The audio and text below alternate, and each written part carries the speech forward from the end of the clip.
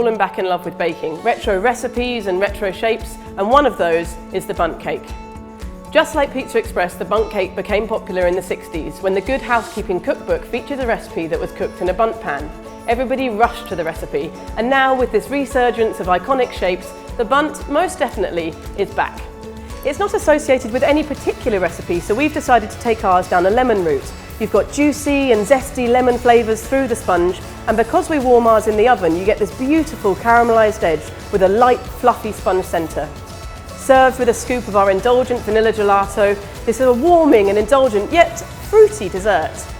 Perfect to take us all the way through from winter into spring.